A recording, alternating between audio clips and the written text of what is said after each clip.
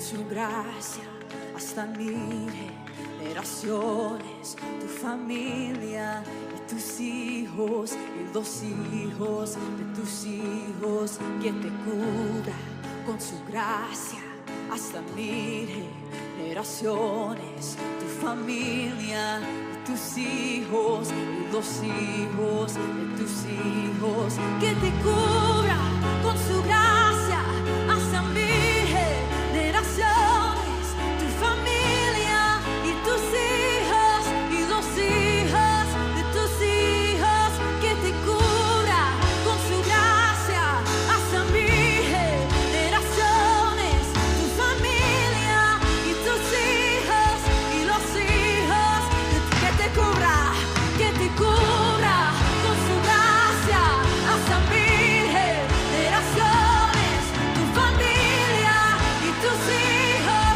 y los hijos de tus hijos, que te cubra con su gracia hasta mil generaciones, tu familia y tus hijos y los hijos de tus hijos, su presencia te acompañe donde quiera que tú vayas, que te llene, te rodee, va contigo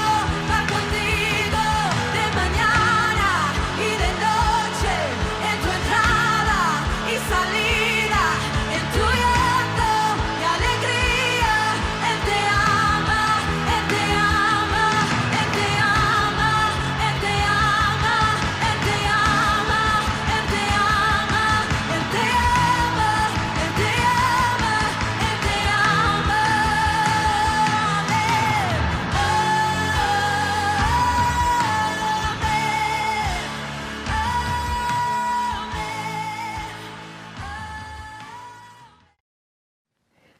Hola, ¿qué tal? Muy buenas tardes. Saludamos en esta hora a todos nuestros hermanos en Cristo, a todos nuestros amigos también y conocidos que están viéndonos a través de Victoria TV 34.5. Y saludos a todos los que están conectados también a través de las redes sociales como el Facebook, YouTube. Bienvenidos, gracias por sintonizarnos. Este es su programa Edificando Familias y somos los pastores Lorenzo y María Salazar, su servidora. Bienvenidos. ¿Qué tal, amigos y hermanos? Gracias por su fina sintonía a esta programación. También saludamos a las personas que gentilmente nos envían saludos, esos mensajes donde nos indican que estas charlas están siendo de bendición y edificación para su vida personal, familiar y sobre todo en el aspecto espiritual. Así que bueno, estamos aquí una vez más para continuar dialogando acerca de estos temas bajo la serie, Mari. Fuerzas espirituales atacando a la iglesia. Muy bien, muy bien. Sí, y en esta tarde vamos a comenzar este programa bajo el tema el espíritu de tibieza espiritual. Sí, recordemos que en los programas anteriores, en los últimos, estábamos dialogando, comentando acerca del tema el espíritu de libertinaje o el espíritu de antihumanismo, que tiene que ver más que nada con ese estilo de vida donde el creyente, el cristiano, hace más énfasis en lo que es el amor hacia Dios, pero pone en último lugar lo que es la obediencia al Señor. Así es. Sí, ¿no? Entonces, en estos programas estamos hablando acerca de que hay creyentes, hay cristianos que creen que porque ya son salvos, porque Cristo ya murió por ellos en la cruz del Calvario, porque un día se tornan a Jesús, pues ahora ya no hay mucho que hacer. Ya no hay que preocuparse por vivir una vida de obediencia al Señor y de servicio a nuestro Dios. Así es. Entonces estuvimos comentando en los programas anteriores y en esta tarde, una vez más, vamos a dar inicio a este tema, el espíritu de tibieza espiritual.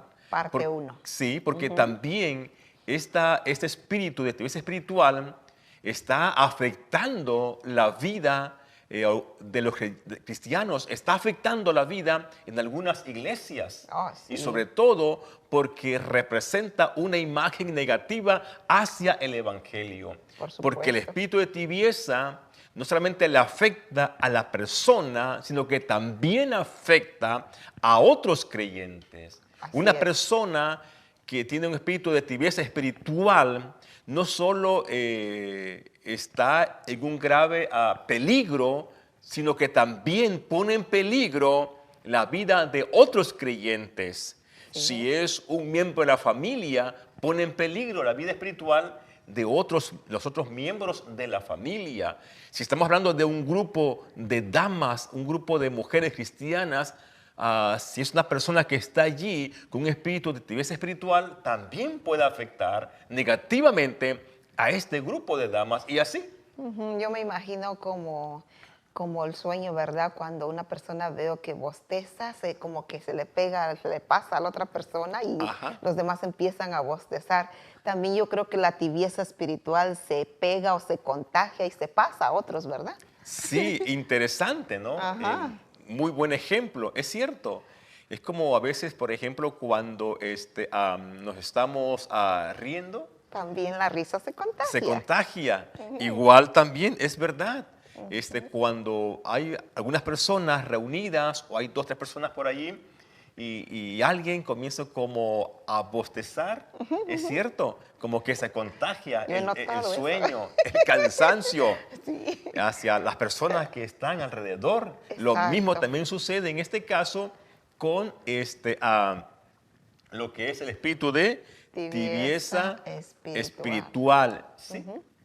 Sí, ¿qué comprendemos por tibieza espiritual? Bueno, gracias por la pregunta. Fíjate, Mari, que esto tiene que ver con un relajamiento del espíritu que frena las energías de la voluntad y retarda pesadamente los movimientos del vivir cristiano. Oh, Sí, se caracteriza por la sequedad o la sequía, Ajá. por la apatía e indiferencia del espíritu humano frente a las cosas de Dios. Estamos hablando acá de un creyente, un cristiano, un grupo de cristianos, de creyentes, que anteriormente manifestaban un buen ánimo para buscar de Dios, así es. ¿verdad? Para asistir a la iglesia, para servirle al Señor.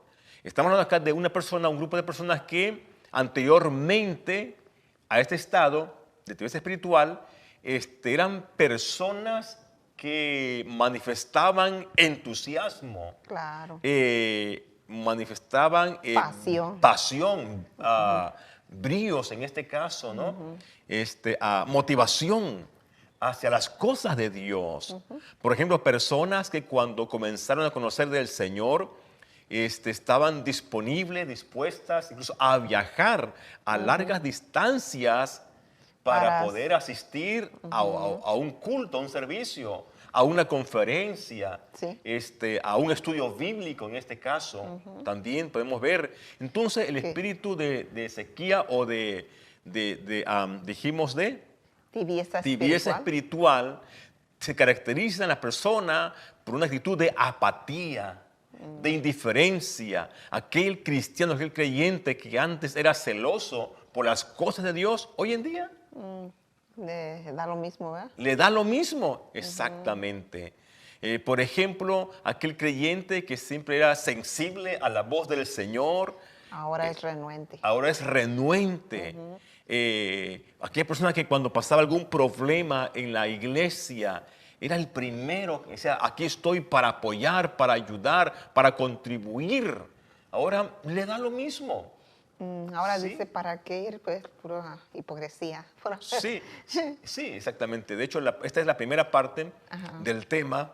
¿Puedes seguir, por favor? Sí. Sí, y interesante, ¿verdad? Porque me gusta la definición, porque al escuchar nomás tibieza espiritual pensamos así en el término tibieza, pero tiene un gran significado, una gran descripción de lo que las características por las que se se puede notar en la vida del cristiano, ¿verdad? Sí. Se puede identificar cuando una persona está en un estado así de tibieza espiritual. Sí, también podemos ver acá que la tibieza espiritual no es un proceso rápido que sucede de la noche a la mañana, Por supuesto. sino que es un camino sutil, lento, que va apagando el fuego, la devoción, ¿Sí? el amor y el entusiasmo del cristiano hasta acomodarlo en un estilo de vida complaciente, apático y rutinario de actividad religiosa. Fíjate, Mari, me llama la atención acá, dice, la tibieza espiritual no es un proceso rápido que sucede de un día para otro, Claro. sino que es un camino sutil y lento. Muchas veces la persona, el cristiano, no se da cuenta de lo que está pasando en su vida, ¿sí? Aunque tal vez algunos hermanos le están diciendo, hermano, ¿qué pasó? Como que vemos que estás aflojando el paso, ¿sí? Como que estamos viendo que ya tu interés por ir a la iglesia está menguando. Entonces la persona comienza a poner ciertas excusas, Claro. a manifestar algunos pretextos, ¿no? Sí. Muchas veces, tal vez lo hace intencional o no intencional en este caso. En algunos casos, por ejemplo, la persona sabe, pero otras veces piensa que está bien. Sí, piensa que es normal. Y muchas veces con todo eso lo que estamos viendo en las redes sociales, de alguna manera también son factores que contribuyen y afectan a la vida de aquel creyente que de por sí que está aflojando el paso en su devoción al Señor, en la búsqueda de las cosas de Dios. Entonces eso también contribuye muchas veces a que el cristiano comienza a mostrar una actitud de Conformismo. una actitud de apatía, donde la vida solo se vuelve un estilo de vida rutinario, ¿verdad? Donde piensa que ya no hay más que buscar, donde cree que ya no es necesario seguir esforzándose para servirle mejor al Señor, para servir mejor en la comunidad. También. Para poder llegar para poder llevar a cabo, digamos, los planes del Señor, para lograr un impacto más grande, un impacto positivo para el Evangelio, Claro. para ayudar al crecimiento de la iglesia. Sí. Entonces vemos, Mari, por ejemplo, me llamó la atención en este sentido, ese aspecto de la actividad espiritual, que es un proceso, un camino lento, ¿verdad? Donde la persona, poco a poco, la persona va perdiendo su interés, va perdiendo ese entusiasmo, sí, por estar en una reunión, por leer la palabra del Señor. Por orar. Por orar. Entonces podemos ver acá, entonces vamos a continuar Sí. aquí con este tema acerca de la tibieza espiritual. ¿Existe algún pasaje de la Biblia que nos habla de esto, específicamente de la tibieza espiritual? Claro que sí, es sorprendente, pero la Biblia, o en la Biblia hay por lo menos un pasaje específicamente, hay otros textos que también hace alusión a este estado espiritual del creyente. Hay también advertencias, ¿verdad? Pero Claro. en este momento vamos a dar lectura allá en el libro de Apocalipsis, el último libro de la Biblia, donde Jesucristo le habla a un grupo de iglesias. Si no me equivoco, eran 6 o 7 iglesias. Sí. ¿Sí? Sí.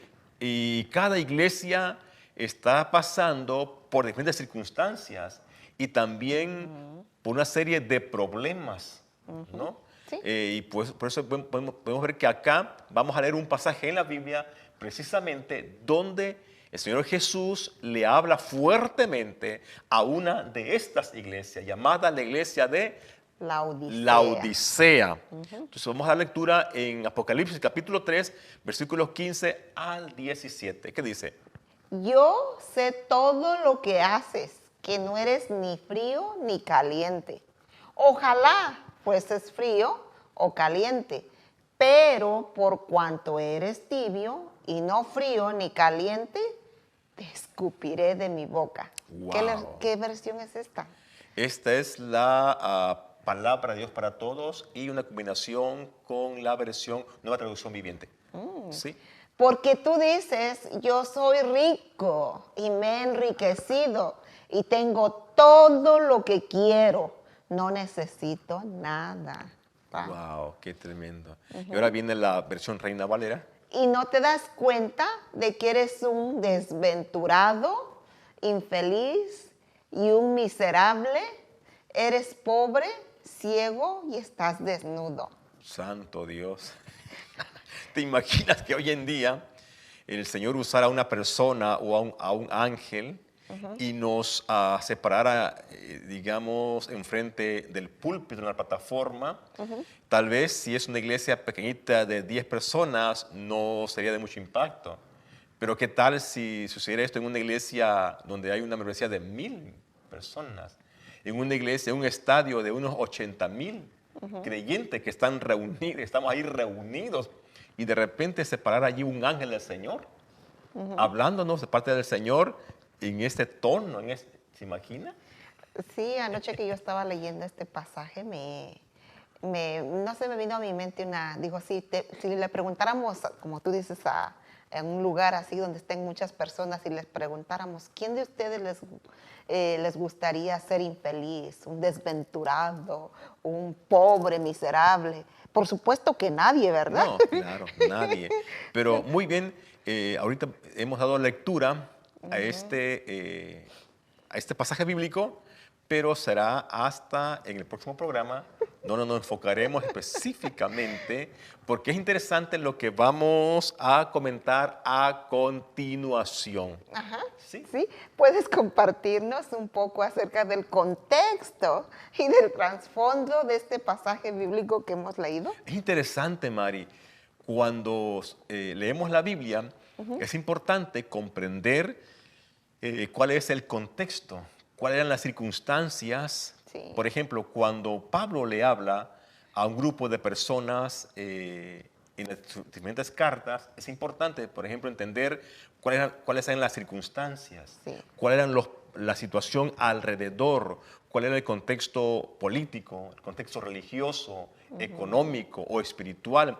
Y precisamente aquí, cada una de las cartas, de las iglesias que se mencionan en Apocalipsis, tienen un trasfondo, wow, súper interesante. Es importante comprender bien el trasfondo, el contexto, para que de esa manera podamos comprender mejor la aplicación de los textos que hemos leído en este caso. Supuesto. Por eso vamos acá brevemente, digo brevemente porque cuando uno comienza a estudiar, a investigar acerca de lo que es la historia antigua, hay mucha información acerca del contexto de esta iglesia de la Odisea.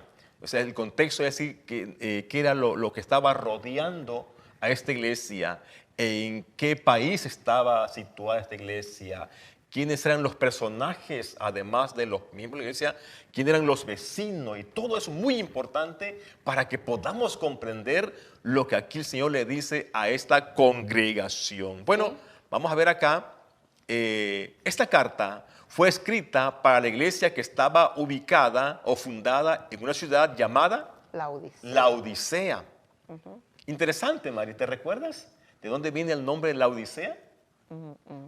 Si La Odisea, se dice que esta ciudad la fundó un hombre llamado Antíoco, segundo o tercero, Sí. en aproximadamente unos 300 años antes de Cristo. Ajá, en honor a su... Y escogió el nombre de la esposa, quien era su hermana, ¿verdad? Para bautizar así este lugar, con el nombre de Laodicea. Muy importante, ¿eh? Sí, entonces esta ciudad fue fundada por Antíoco, Sí. como en el año 300 antes de Cristo, y bautizó a este lugar con el nombre de Laodicea. Era muy común en los tiempos antiguos. También Alejandro Magno también hacía lo mismo cuando comenzaban a fundar ciertas ciudades.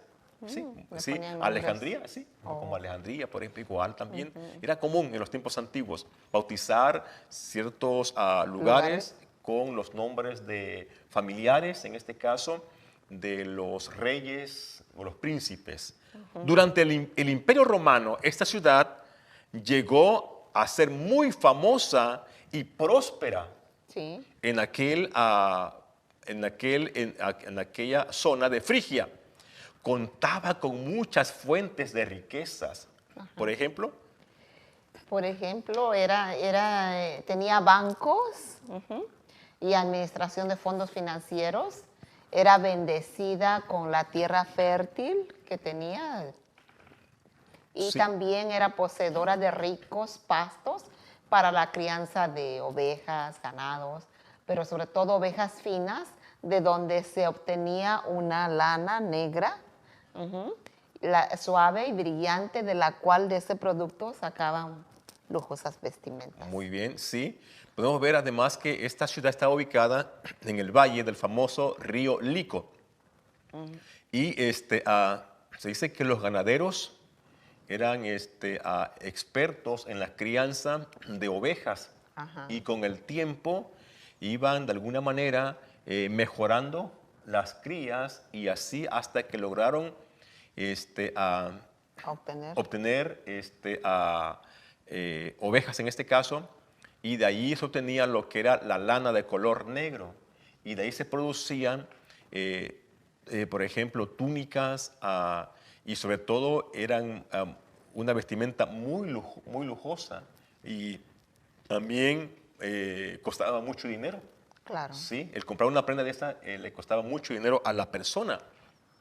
Y además de esto, contaba con una escuela de medicina, esta ciudad. Los médicos llegaron a producir un ungüento o un colirio con propiedades para curar enfermedades de los oídos y un colirio para las enfermedades de la vista. Interesante. Sí, o sea, era una ciudad muy próspera. Sí, contaba con escuelas de medicina, contaba con bancos donde la gente venía y acumulaba ahí su dinero. Sí, además de eso, los médicos cada vez mejoraban los medicamentos, ¿no? Para, en este caso, tratar algunas condiciones, enfermedades de las personas. Se dice que llegaron a llevar a cabo un producto que era algo así como colirio para las enfermedades de la vista, de los ojos.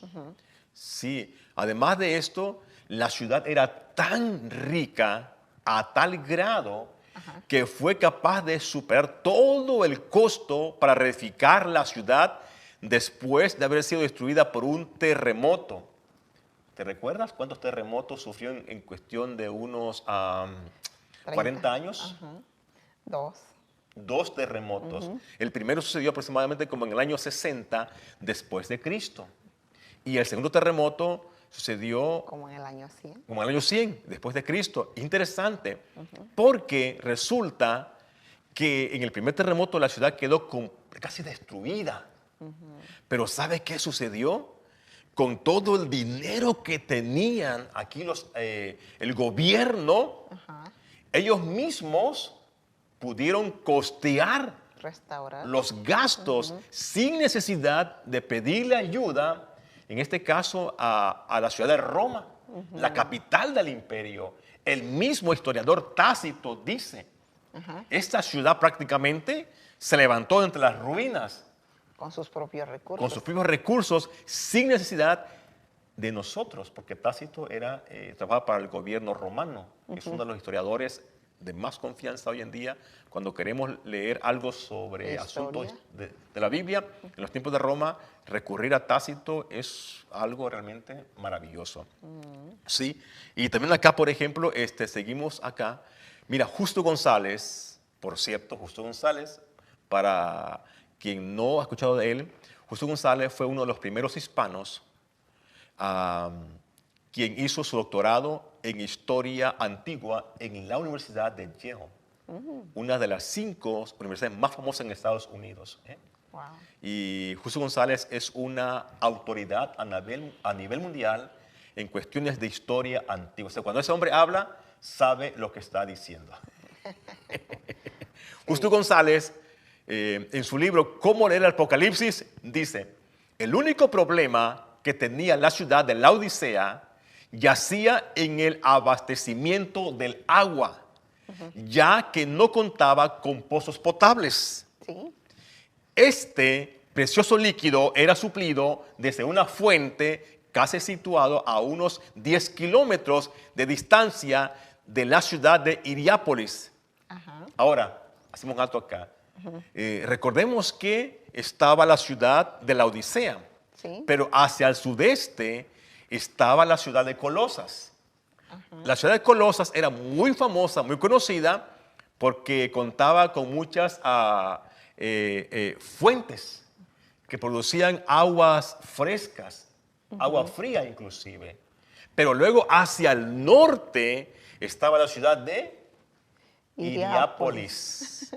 Y la ciudad de Hiriápolis también era muy conocida en aquellos tiempos porque allí existían fuentes termales donde está el agua calientita. Y dice Justo González que en aquellos tiempos había muchos viajeros, muchos extranjeros que llegaban a visitar esas fuentes de aguas termales buscando de alguna manera algún alivio para algunas condiciones. Y hoy en día sabemos que las aguas termales son buenas. Sí, exactamente. ¿Cuántas Activan personas el sistema inmune. viajan las personas, no, para darse un buen baño en esas fuentes? Bueno, entonces ponte a pensar, que estaba en el centro de alguna manera la ciudad de Laodicea, hacia el sudeste estaba la ciudad de Colosas, donde existían las fuentes de aguas frescas, agua fría.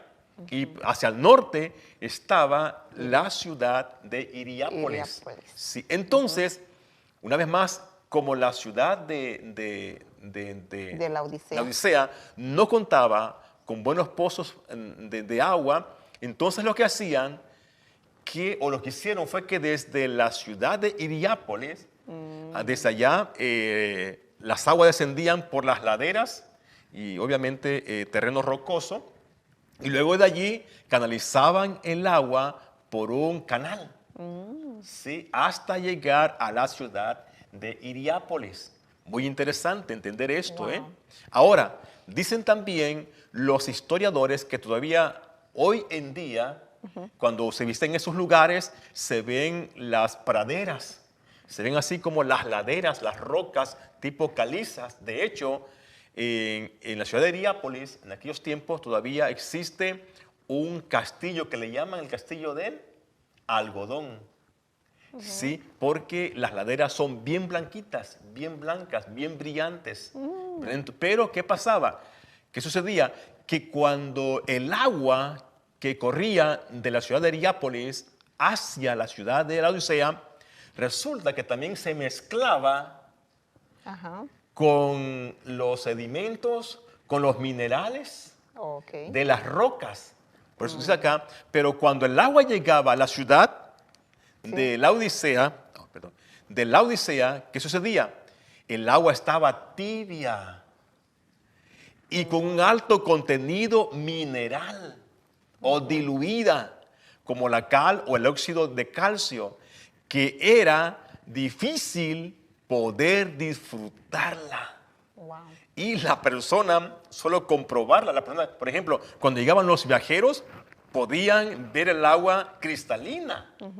Sí, el agua bien clarita.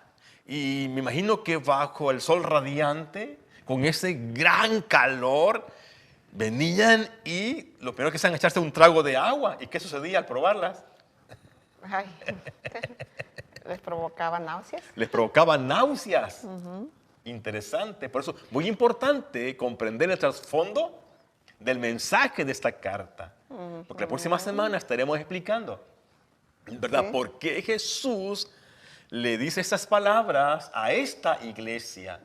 ¿Por qué Jesús le da un mensaje muy fuerte a estos creyentes? Sí. ¿Por qué Jesús les habla en un tono realmente, o sea, cargado de una exhortación, pero fuerte, fuerte, a los hermanos aquí, a los cristianos de esta ciudad de Laodicea. Sí. Dijimos, ¿verdad?, que era una ciudad muy rica, era una ciudad muy próspera, muy famosa, contaban con muchos recursos. Claro, menos con el Sí, agua algo para tomar. exactamente. Y también ellos mismos podían enfrentar cualquier problema de índole económico. Decían, un momento, no necesitamos ayuda de nadie. Interesante, ¿verdad? Interesante. O sea, tenían una actitud también un poco arrogante. Claro. Sí, tenían una actitud así de prepotencia. Nosotros no necesitamos de nadie. Pues claro, porque estaban bien económicamente. Sí, contaban con muchísimos recursos, contaban con escuelas de medicinas, por ejemplo, con bancos que manejaban las finanzas, con los prados llenos, cubiertos de ovejas, y los ganaderos cada vez trabajaban y trabajaban para hacer que las ovejas se volvieran más finas, y de esa manera podían obtener mejor lana, y obviamente todo eso era negocio. Además de eso, algo más interesante acá, dice el famoso también el comentarista William Barclay, que en esos tiempos acá, cuando le escriben a esta carta, a esa iglesia, habían como unos 7,500 judíos aún ahí mismo en la ciudad y en ciudades vecinas. También muy importante comprender esta información para poder entender claramente lo que Jesús le está diciendo a esta iglesia. ¿Qué te parece este poco de trasfondo que estamos comentando con la audiencia acerca de esta iglesia? Pues, como tú dices, hay que estudiar o ver el contexto, en la situación en que estaban viviendo, por ejemplo, esta ciudad. Y yo La iglesia, sobre todo. La iglesia. Pues yo entendí que, wow, el maestro de maestros, Jesús, siempre usaba algún hecho de la vida cotidiana como ilustración para dar una gran enseñanza. Sí. ¿No? Con razón él digamos, suelta su amonestación a la iglesia de la Odisea de esta manera. Ajá, muy interesante, ¿no? Es lo que yo entendí, digo, Sí, wow. sí. Jesús, recordemos que cuando vemos a Jesús predicando, enseñando, y se registra en su historia en los evangelios, Jesús usaba muchas ilustraciones, ¿no? Hechos así, cosas que la cotidianos. gente eran conocidas para las personas Ajá. de su época. De igual manera, nos saltamos todos los que son las cartas de Pablo, que también Pablo usa mucho ilustraciones también. un poco diferentes, porque Pablo obviamente él le hablaba a una diversidad de personas, ¿no? Pablo de repente también presentaba ilustraciones del campo, a veces también de los edificios, de lo que era un ejército, de lo que es el atletismo y todo, ¿no? Jesús ahora, cuando vemos una vez más acá, Jesús hablando a través del mensajero, las iglesias, Jesús también comienza a hablarle usando ilustraciones que eran muy conocidas, muy familiares para los habitantes de esta iglesia. Y lo mismo también pasa en las demás iglesias que se mencionan en el Apocalipsis. ¿Estás pensando que algún día vamos a tener una serie sobre los libro mensajes? de Apocalipsis No, no. o los mensajes? Los mensajes a las 7 iglesias. El libro de Apocalipsis es Está muy, interesante, bonito. muy profundo, muy amplio. Pero sí, pues sí, poder compartir con nuestra audiencia los mensajes que el Señor le envió a estas 7 iglesias. En este caso serían 6 iglesias, porque vamos a hablar sobre la iglesia, vamos a hablar sobre la iglesia de Laodicea. Ajá. Muy bien, si continuamos aquí. Sí. ¿Y cuál era el diagnóstico del nivel y estado espiritual en que Jesús le declara a la iglesia de la Odisea? Sí, ¿cuál era el diagnóstico? Ajá. Porque es como a veces nosotros vamos al doctor y decimos, oh, pues yo estoy bien, ¿verdad? Yo estoy bien. ¿Sabes qué? Pues hago ejercicios, tomo vitaminas, tomo mis licuaditos verdes todas las mañanas. Me siento bien. Me siento más joven que nunca, pero solo tengo un pequeño dolorcito por acá, ¿verdad? Y vas al doctor y muchas veces, no, pues ¿sabes qué? Yo pienso que es cuestión nada más de algún movimiento que hiciste, pero en otros casos no es así. En otros casos dice el doctor, Señor, lo siento mucho, pero ese dolorcito es algo serio. ¿Y sabes qué? Tenemos dudas acerca de su situación, su condición de salud. Queremos hacerle otros exámenes. Santo Dios, y a veces la gente casi sale desmayada de allí, de la sala del hospital, ¿no? Cuando le entregan el diagnóstico. Pero ¿cómo? Si me siento bien. Yo conocí a personas, María, hace algunos años que comenzaban, que tenían 2 personas, conozco, muy atléticas por ser las personas. Recuerdo que fueron a la clínica porque se sentían un poquito mal. Y estaban bien fuertes, bien fortachones. Y cuando llegaron a la clínica, había un doctor allí y solo al ver a la persona dijo, ¿sabes qué? No, tú necesitas irte de emergencia al hospital. Y cuando fueron, le dio un diagnóstico, no tenía leucemia a la persona. Y tenían que pasar por un proceso muy fuerte, ¿verdad? Para tratar esa condición. De hecho, no le daban muchas esperanzas, pero gracias al Señor, con el tiempo después, se recuperó el Señor, sanó a esta persona. Conozco a 2 personas. Entonces, mira acá, dice, ¿cuál es el diagnóstico del nivel y estado espiritual que Jesús le declara a la iglesia de la Odisea? Sí. ¿Cómo está eso? Si eran personas ricas, personas adineradas, personas con una fama tremenda por la ciudad, personas que no necesitaban de nadie para poder superar las crisis que estaban enfrentando. Bueno, vamos a ver cuál es el diagnóstico que Jesús le da a esta iglesia, a estos hermanos, a estos cristianos. En primer lugar, ¿qué vemos acá? Que Jesús conocía perfectamente la vida de cada uno de los miembros de la iglesia. No solo en el aspecto espiritual, sino en todo el aspecto, la vida integral, ¿no? Muy importante, porque Jesús dice acá, yo conozco tus obras. Vemos cómo Jesús conocía perfectamente la vida de cada creyente miembro de esta congregación, como también Dios conoce nuestras vidas. Perfecto. Y Jesús no solamente conocía la condición espiritual, sino cada aspecto de nuestra vida.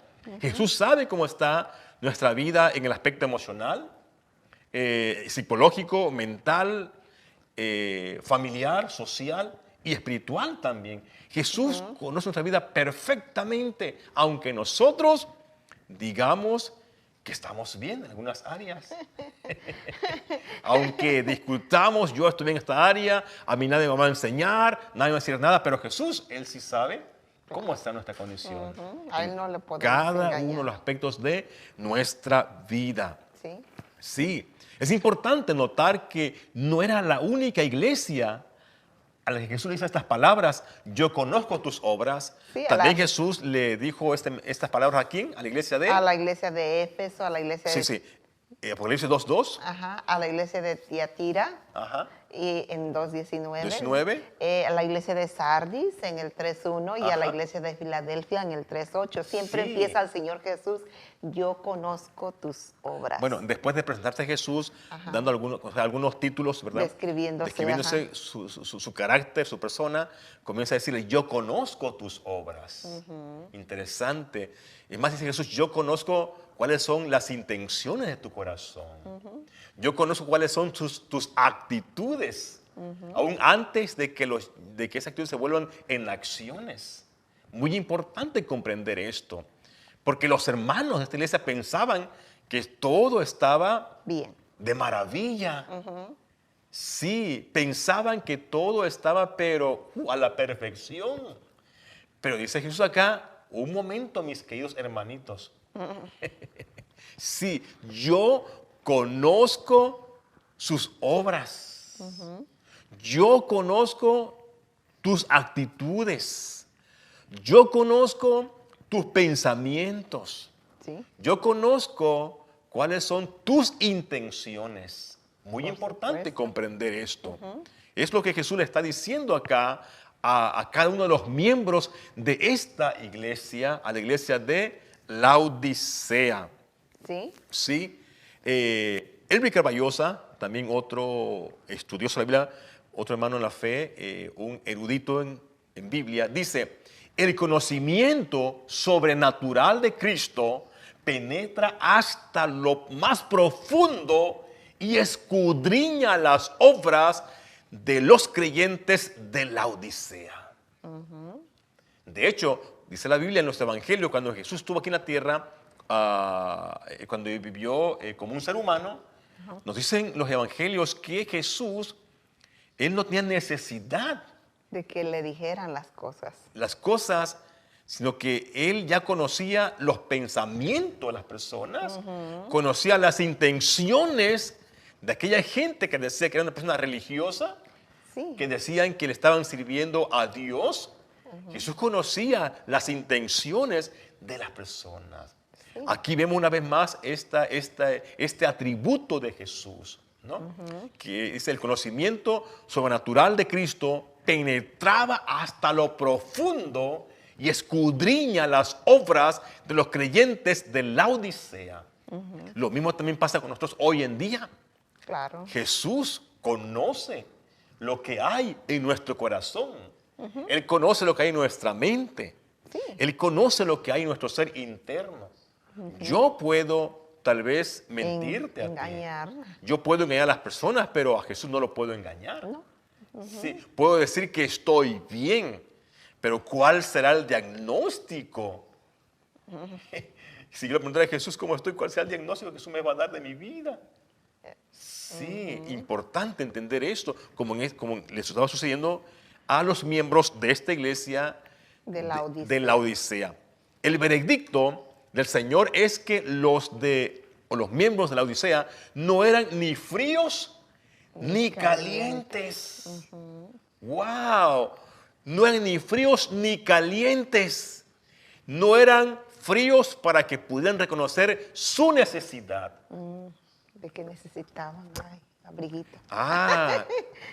Por eso quisimos compartir parte del trasfondo. Ajá. Es decir, el veredicto del Señor es que los de la Odisea no eran ni fríos ni calientes. No eran fríos para que pudieran reconocer su necesidad de Dios. Sí, seguimos acá. Sí. Tampoco eran calientes o fervientes, de manera que estuviesen en consonancia con el criterio de Cristo. Wow. ¿Te imaginas cuando Jesús le dice, ustedes no son ni fríos ni calientes? Me imagino que había un niño ahí de 5 años. Papá, ¿te recuerda cuando yo quise tomar de aquella agua? Y estaba bien tibia. Cállate, mejor no digas nada. ¿Verdad? El papá, antes de que nos digan otras cosas más fuertes. En segundo lugar, el calificativo de tibio sugiere que hubo un tiempo en que los creyentes eran calientes y fervientes, Por supuesto. pero ahora se habían enfriado y vivían, vamos a ver acá, vivían estos creyentes de manera muy complacientes y cómodos. Y el Señor les dice, ojalá fueses frío o caliente. El deseo del Señor respecto a los creyentes de la Odisea manifiesta una mezcla de su compasión y disgusto por lo que podrían haber sido. Mira, Mari, me llama la atención acá lo que dijimos anteriormente. Dice acá, el calificativo de tibio sugiere que esos creyentes antes eran cristianos fervientes, que eran cristianos que manifestaban esa pasión Sí. por ir a la iglesia, ese entusiasmo por servirle al Señor. Sí, entonces esa es la idea que nos transmite acá esta palabra. O sea, nos da a entender que estos cristianos, cuando comenzaron a ser cristianos creyentes en Cristo, eran hermanos que buscaban de Dios. Sí. Sí, eran hermanos que no medían sacrificios para servirle a Cristo. Pero ahora, Que no ponían excusas. sí, eran hermanos que no ponían excusas, Que, no ponían pretextos. Estaban dispuestos a apoyar con su servicio, manualmente, con sus recursos financieros. Pero ahora se han vuelto tibios, indiferentes, apáticos, complacientes, cómodos. Y algo muy importante, me llama la atención acá. Notamos, María, que en este caso, la exhortación de Jesús a la iglesia, escucha bien, Jesús no les dice que tenían problemas de doctrina. Jesús no los exhorta que estaban predicando herejías. Jesús no les dice que había un desorden en la iglesia. No. no. Tenían un buen orden. Me imagino que tenían una iglesia bien lujosa, porque ponte a pensar en el entorno. Todos los hermanos, la mayoría eran hermanos ricos. Sí, prácticamente Jesús acá no les habla como la iglesia de Corintios, ¿no? Donde había un desorden por los dones espirituales. No, aquí era una iglesia bien ordenada. Jesús no les reclama porque estaban enseñando falsas doctrinas. O sea, ellos estaban bien aparentemente. O sea, no tenían problemas. Pero como dice un escritor bíblico, Su problema es que no tenían problemas. precisamente ese era el problema. Yo creo que es, como se dice, obvio entender, ¿no? Como cuando todo marcha bien, todo está bien, tú te confías, ¿no? Y caes en ese conformismo, en esa comodidad, ¿verdad? Sí. O como, por ejemplo, la vida del cristiano, cuando todo es paz, o wow. Hasta tú dejas de orar quizás porque todo te está yendo bien. Sí. Pero nomás viene un problema, una crisis, pues gloria a Dios por las pruebas, ¿verdad? Ajá. Porque eso nos empuja Bueno, más a bien, buscar de cuando Dios. vienen las crisis es cuando Buscamos. es cuando evidenciamos realmente También. cómo está nuestra vida espiritual. Exacto, porque hay Es como- algunas personas que cuando vienen las crisis, Dios mío, Las crisis, perdón, ajá. las crisis son como cierta especie de termómetros que Dios usa Sí. muchas veces para que nosotros podamos evidenciar cómo está nuestra vida espiritual. Sí. ¿Qué pasa en los matrimonios? Muchas veces muchos dicen, ¿por qué ese matrimonio se separó? No es por el problema que surgió en este momento, No, sino era porque ya la relación estaba muy deteriorada. Ya porque la relación estaba muy mala. Eso, como dicen, vino más a rebasar La copa. ¿verdad? Entonces, estos cristianos también estaban en los mismos. O sea, en otras palabras, era una iglesia conservadora, con buena doctrina, con buen orden. Sin embargo, se habían acomodado a ese estilo de vida. Porque todo estaba bien para ellos. Claro, no les hacía falta No nada. le hacía falta nada prácticamente.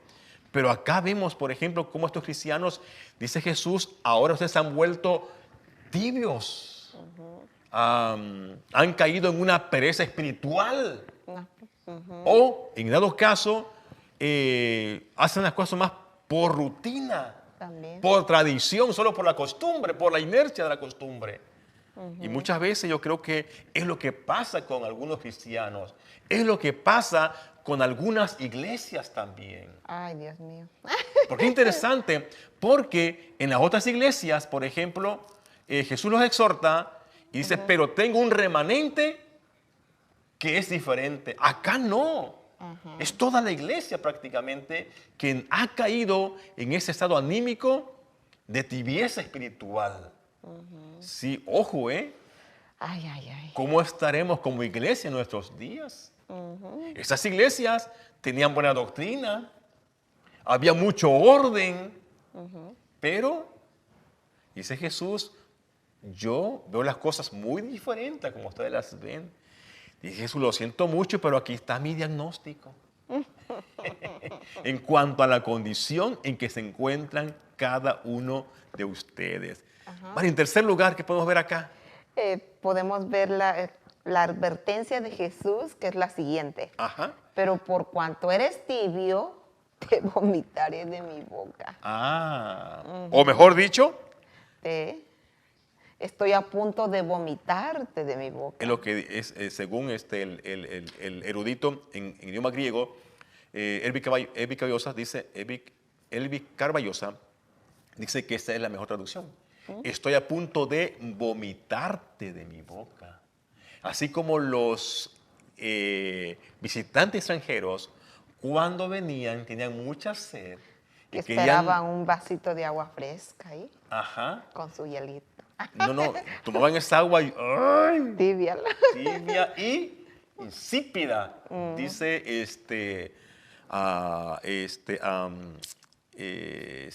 Justo González, aguas nauseabundas. Sí, o sea, que daban náuseas, ¿verdad? Jesús les dice estas palabras a esos hermanos, a estos creyentes, quienes pensaban que todo marchaba bien, quienes creían que todo estaba pero de maravilla. Esta acción nos da a entender el rechazo con disgusto extremo de Jesús para los creyentes. Sí. Jesús no solamente nos muestra o les muestra el diagnóstico y la condición de la vida tibia y apática que están viviendo, sino que les habla en sus propios términos. Ajá. Qué interesante, ¿no? Lo que hace aquí Jesús. Sí. Jesús les da el diagnóstico y les muestra la condición en que se encuentran estos cristianos. Jesús les dice, ¿qué está pasando con ustedes? Wake up. Sí. Despierten. ¿Por qué ya no me están, por qué ya no me buscan como al principio? Ajá. Sí. ¿Por qué ya no veo que todo se ha vuelto rutina para ustedes?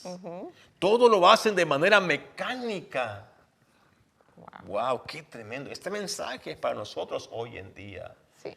Para todas las iglesias pequeñas, iglesias grandes. Una vez más recalcamos acá este punto porque hoy en día se hace mucho énfasis y está muy bien que haya mucho orden en la iglesia. Eso está fantástico. Estar en la sana doctrina está de maravilla. Todo eso es bíblico, pero tengamos cuidado, tengamos cuidado, no vaya a suceder como esta iglesia, que aparentemente todo estaba bien, todo estaba marchando de maravilla, pero sin darse cuenta habían caído en un estilo de vida apático, de indiferencia. Les daba lo mismo hacer las cosas o no hacer las cosas, o hacían las cosas ya de manera mecánica, todo bien programado al pie de la letra, pero de una manera rutinaria, de una forma ya solo tradicional. También. Sí, por eso a mí me da la atención cuando escucho a algunas personas que dicen, oh, ya fui a la iglesia, ya cumplimos.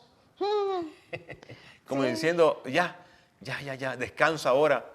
No, y hay gente que no lo dice, pero se ve en su, no sé, lo refleja en su vida, en su estilo de vida, porque hay gente que nomás está esperando ir a la iglesia y salir de la iglesia para ya ser libre e irse a hacer sus cosas que están planeando hacer o que ya tienen su agenda, pues. Sí, y ya prácticamente la vida cristiana se vuelve rutinaria. Sí. Ya prácticamente la próxima semana vamos a ver cuáles fueron algunos factores por el cual estos creyentes llegaron a este estado espiritual de tibieza. Vamos a ver cuáles son algunas de las señales de un cristiano hoy en día que está siendo influenciado por un espíritu de tibieza espiritual. Pero vemos acá cómo Jesús, Mari, les habla a estos creyentes en sus propios términos, ¿verdad? De ilustraciones, de cosas que ellos conocían muy bien. Jesús no le habla acá en secreto, no le habla acá por indirectas. Sino Jesús les habla directamente y va al problema. Sí, y de acuerdo a la condición de que ellos estaban. Sí, que estaban viviendo. Si continuamos acá, ya para ir terminando, como podemos ver, todos los miembros de esta iglesia comprendían muy bien las experiencias que habían tenido o que habían escuchado de algunos viajeros cuando llegaban con ese calor, ese cansancio, al ver esas aguas cristalinas, diciendo, ahorita vamos a echar un buen trago de esta agüita, ¿verdad? Que se ve pero sabrosa. Y cuando daban el primer sorbo, el primer trago, ¡uy! No, hombre, por favor, ¿qué tiene esto? Tiene veneno. Sí, entonces, me imagino que esa experiencia quedaba bien marcada, ¿no? En la mente de la persona. Claro. Bueno, Jesús les dice acá a esos creyentes, miren, ustedes, la verdad, no me gusta realmente el estilo de vida que están practicando. Sí, está bien, aparentemente todo está bien, tienen una buena doctrina, hay un buen orden en la iglesia, hay tantas cosas, ¿verdad? Pero sabe que todo eso no tiene sentido para mí, porque ustedes solo están haciendo las cosas por costumbre. Por inercia. Por inercia. Solo están haciendo las cosas más por cumplir. Eso. Si les da lo mismo, pasa lo que pase, para ustedes no hay ningún problema. Jesús bien le pudo haber dicho, recuerdo que cuando ustedes recién se convirtieron a mí, ustedes me buscaban, querían crecer, querían avanzar, pero ahora se han estancado. Dice Jesús, y lo triste del caso es que si ustedes fueran fríos, pues sentirían la necesidad de calor, del fuego. Pero el problema es que ustedes son tibios. Y es como si estuvieran muertos, desmayados espiritualmente hablando. Eso es lo tremendo, ¿verdad? Sí. Lo tremendo. ¿Qué opinas al respecto? Ay, pues, de veras que Jesús fue muy, ¿cómo se dice? Honesto, muy directo con ellos. Ahora, porque Jesús amaba a la iglesia también, recordemos. Eso.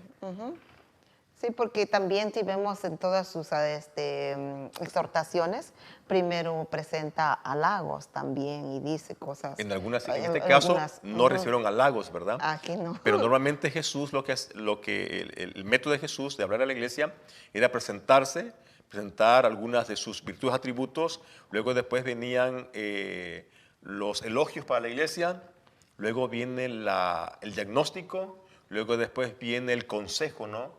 ¿Qué pueden hacer para salir de esa situación, condición? De eso hablaremos en el próximo programa. Sí. Así que bueno, mis queridos amigos, estamos llegando ya al final acá de esta programación y les recordamos que tenemos acá la iglesia Edificando Familias en la ciudad de Bakersfield, California. Mari, ¿cuáles son los días de reuniones? Los días domingos ¿A qué tenemos horas? servicio a las 2 de la tarde. Sí. Y también los días viernes a las 6:30 de la tarde. ¿Cuál es la diferencia entre el servicio reunión del domingo al viernes?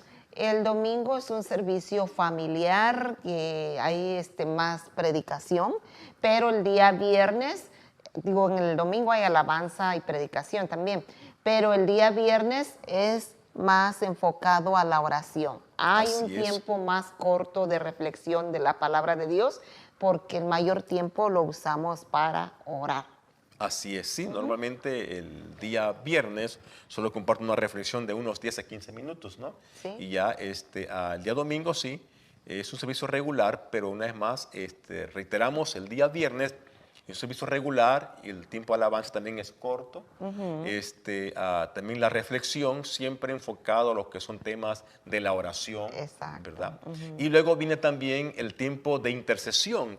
Es cuando presentamos las diferentes peticiones, o llamamos necesidades, y oramos también personalmente por las personas. Y estamos escuchando testimonios. Ajá, Ya tenemos sí. personas que van a venir acá al programa para compartir sus testimonios de lo que Dios está haciendo, no solamente aquí en la zona, sino por personas que estamos orando. De y otros que lugares, de están otros países. En otros lugares, y cómo el Señor está respondiendo. O sea, estamos viendo cómo, una vez más, no es que esto sea algo nuevo para nosotros, pero seguimos viendo confirmación con lo que dice la Biblia, que cuando clamamos al Señor, el Señor nos responde.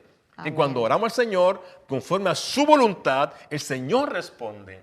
El Señor contesta. Y eso es bonito porque creo que eso te motiva también para seguir orando, ¿verdad? Y saber que es importante ir a la iglesia, asistir allá, reunirnos unos con otros y clamar juntos, como dijo Jesús, Sí. que si 2 o 3 se pusieren de acuerdo y pidieran algo al Padre. Entonces yo he visto eso en los hermanos que están contentos, motivados, porque ellos mismos están viendo respuestas de sus peticiones que ellos también Sí, presentan. y si alguien dijera, no, pero es que vamos a la oración y a veces mucho ruido, mucha bulla. Bueno, Es lo que nosotros tedioso, acá estamos, cansado, aburrido, dicen lo que nosotros acá algunos. estamos haciendo es que presentamos, digamos, diferentes peticiones o necesidades y una persona voluntariamente dirige una oración durante 1, 2, 3, 4, 5 minutos. La persona dirige la oración, los demás acompañamos, pero permitimos que sea apoyando. persona quien está orando principalmente y luego después dice amén y después continúa otra persona y así lo hacemos de una manera ordenada y aprovechamos también el tiempo. Eso es muy importante. Y ponemos en práctica la oración intercesora Claro, en unidad. es lo que estamos haciendo, estamos intercediendo por otras personas, no por nuestros méritos, sino estamos confiando en Jesucristo. Amén. Nosotros solamente somos instrumentos, somos canales, porque dice la Biblia, oren unos por los otros, ¿verdad? Basados en esos textos bíblicos. Entonces les invitamos, queridos amigos que viven acá en la ciudad de Bakersfield, California, o ciudades vecinas, si usted gusta acompañarnos el día domingo, ahí estamos a las 2 de la tarde y el día viernes a las 6:30 de la tarde. ¿Y cuál es la dirección? En el 710 Terrace Way, en la ciudad de Bakersfield, California. Sí. 710 Terrace Way. Muy bien, aquí aparecen en la pantalla los, Teléfonos nuestros. y si usted gusta comunicarse puede hacerlo. Bueno, muchas gracias por su fina sintonía y será hasta el próximo programa. Primeramente, el Señor, bendiciones. Dios les bendiga a todos.